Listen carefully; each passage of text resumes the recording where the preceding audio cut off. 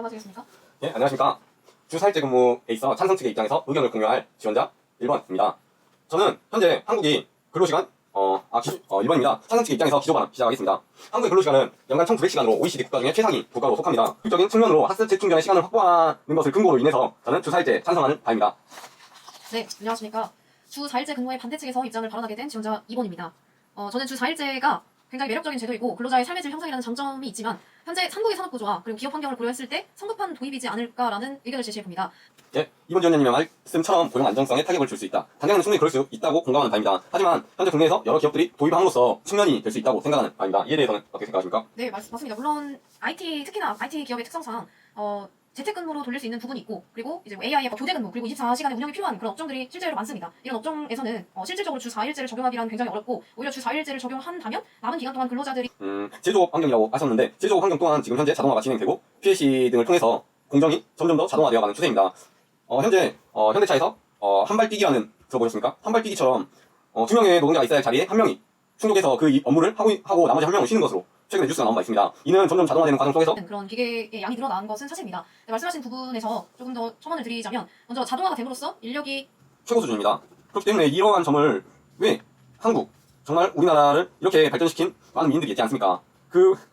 그분들이 열심히 일을 해왔고 이제는 저희가 개선해야 할 차례라고 생각합니다. 그렇기 때문에 선진국을 따라서 저희도 점점 변해가야 된다고 생각하고 언젠가 한 번은 바뀌어야 할 이 지역 의료 서비스의 개선 상황에 대해서 공공의대를 설립하면서 지금부터라도 이런 정책을 시도해야 더 큰 양극화를 막을 수 있다고 생각을 합니다. 그렇기 때문에 그것은 질 좋은 의료 서비스를 기대하기는 힘들 수도 있다라는 점을 주장하는 바입니다. 하지만 물론 이 새로운 제도가 시행되게 되면은 항상 따라오는 문제들이 있습니다. 정부와 의료계가 불러일으킬 파장에 대한 고통은 고스란히 국민들이 져야 함을 절대로 간과해서는 안 된다고 생각하는 바입니다. 이상입니다.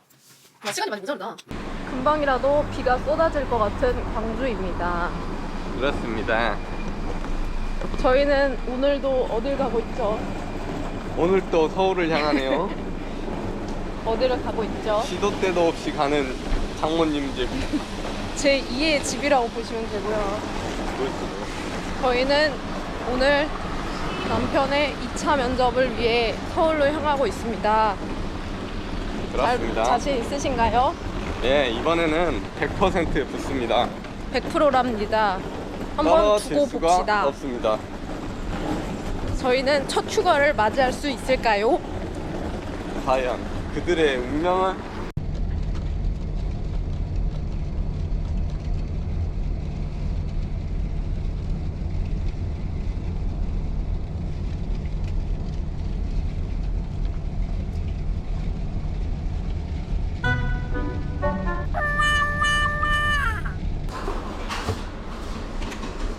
속이 안 좋아서 온 국밥집 현대옥. 용산에 올라와서도 현대옥을 먹는 전라도인? 전라도 아니겠습니까? 속을 개운하게 만들어줄 현대옥. 어때? 아침에 생크림이 내려가는 느낌이야? 살짝 마음이 녹이 잘한다. 크게 고민할 게 없었어. 그래 김을 좀 찢어놓지 그냥 넣네? 진짜 되겠지. 근데 나도 손을 더럽히기 싫긴 해 지금.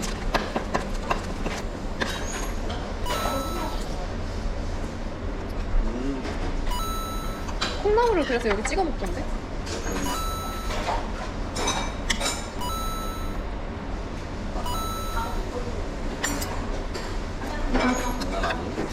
물을 너무 많이 넣나? 국물 너무 많이 넣나?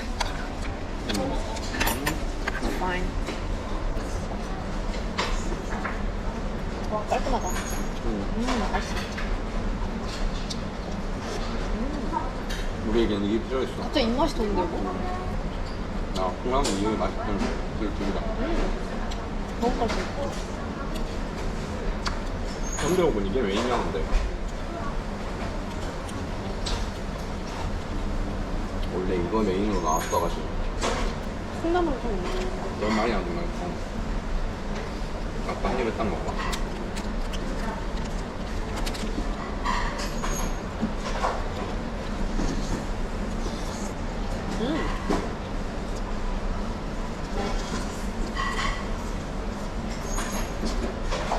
맛있다. 길어졌다 싶으면 이상이랑 기여하겠습니다. 하고 이상입니다. 아니 여보가 그러니까 여보 말하고서는 이게 마무리 느낌이다 싶으면 안 해도 될 것 같고 굳이. 근데 뭐 이렇게 너무 좀 아까처럼 질문이 길어가지고 쭉 말하는 상황이면은 여러 개를 말했으니까 마지막에 뭐 그렇지, 감사합니다 그렇지. 이렇게. 한 세 가지를 물어봤잖아. 아, 동기 지원 예. 여부, 뭐 성격, 후보 이런 걸 물어보면 세 가지를 딱 대답을 하고 이상입니다. 이러기도 하고 뭐 단답형으로 그 사람을 물어보면 저는 그렇게 생각합니다. 그랬습니다. 이렇게 할 것입니다. 하고 딱 그렇게 끝나면 되고. 그러니까 이제 말이 좀 길어지면 항상 내 이야기가 끝나서 네. 상대방한테 알겠습니다. 자연스럽게 이야기하는 게 좋지. 이거 기조 발언 긴가 봐봐. 넌 지금 안 먹을 거지 아무도? 예. 전 지금 옛말에 소잃고 외양간 고친다 라는 말이 있습니다. 최고의 기술을 가진 한전이 부채로 인해 무너진다면 전기라는 공공재를 지키지 못하고 민영화가 되는 최악의 상황이 발생할 것입니다. 그에 따른 고통은 국민들이 져야 함을 절대 간과해서는 안 될 것입니다. 이상입니다. 오 마이 갓. 천국으로 가는 길이다 이거. 대기업, 공기업까지 다양한 기관에서 일하면 두 번째 2차 면접을 보러 가는 길입니다. 뭔가 기분이 별로 안 좋지. 기분이 왜 안 좋아? 기분이 그냥 별로 안 좋아. 옆으로 가봐봐. 많이 떨린 듯한 전기. 아 드디어 햇빛이 벗어났다. 오늘은 아침에 온도가 무려 17도까지나 내려간 엄청 쌀쌀한 날입니다. 근데 이렇게까지 해야 되나 싶어. 진짜 짜증나. 해야지.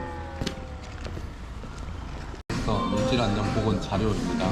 화학 물질에 대한 전반적인 매뉴얼을 제공합니다. 그 부분은 미처 숙지하지 못했습니다. 하지만 저는 현장에서 누구보다 안전의 중요성을 깊이 인식하고 있습니다. 그렇게 면접을 보러 올라간 남편과 1시간이 좀 넘어 화장실에서 나오다가 마주쳤다. 뭔가 1차 면접 때만큼 표정이 좋지 않았다.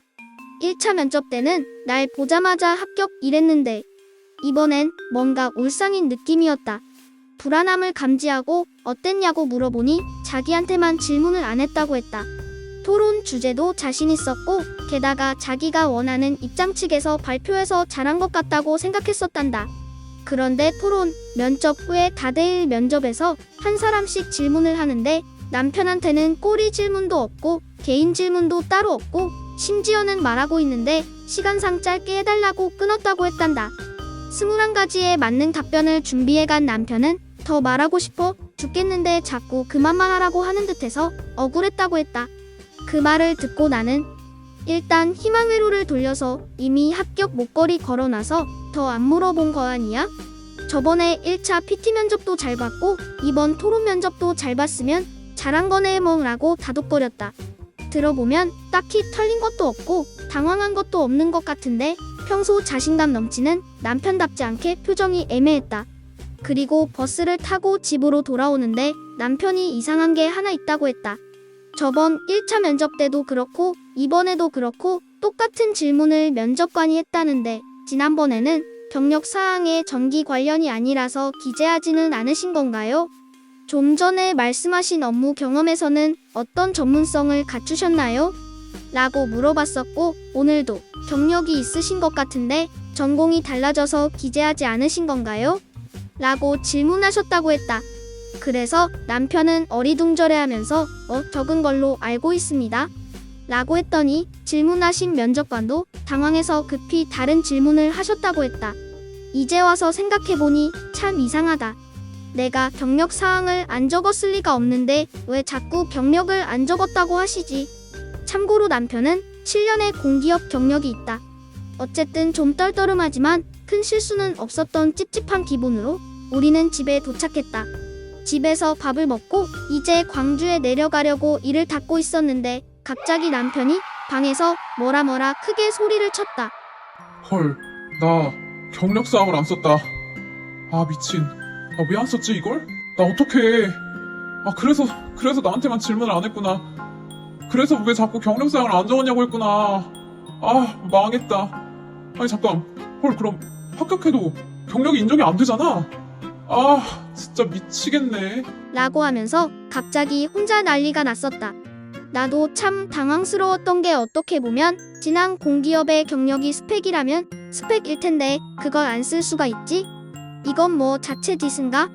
싶어서 순간 면접관들이 이걸 어떻게 생각했을까? 아찔했다. 우리는 광주로 돌아오는 기차를 타며 천국과 지옥을 오갔다. 괜찮아. 공기업 하면 블라인드잖아. 설사 경력이 없다고 해서 떨어뜨리는 건 말도 안 되지. 어차피 허들 평가야. 1차 면접이랑 토론 면접 잘 봤으면 경력 안 쓴 거 그거 아무 상관없어. 경력을 안 쓰는 게 말이 되냐? 아니, 너 옆에 지원자들 스펙 못 들었어? 다들 경력도 빵빵하고, 아니 그게 아니면 스토리라도 있는데, 넌 뭐냐? 나이도 많고, 그럼 경력이라도 있어야 되는데, 경력이 아예 없다? 그래, 100번 양보해서 그냥 면접관들이 네가 실수해서 안 썼다고 생각해보자. 그럼 넌 자소서를 그렇게 대충 쓴 거냐? 이건 자소서 미흡이야 미흡. 괘씸해서라도 넌 합격 안 시키겠다. 최종 면접이 끝나면 그래도 발표가 나오기 전까지는 한숨 돌릴 수 있을 줄 알았는데 우린 꽤나 복잡한 마음으로 광주에 돌아오게 되었다. 하지만 최종 합격이라는 소식을 듣기 전까지는 계속 취준생이기 때문에 또 다른 시험과 면접을 준비해야 했기에 우리는 계속해서 희망회로를 돌려가며 괜찮을 거라고, 아무 상관없을 거라고, 그러다가도 아니 도대체 그걸 왜 안 썼지? 자책하면서 기다림의 시간을 보내야 했다. 과연 정스토리의 운명은? 정말 자체 디스 자소서는 상관이 없는 걸까? 상관이 없다면 결과는 어떻게 되었을까?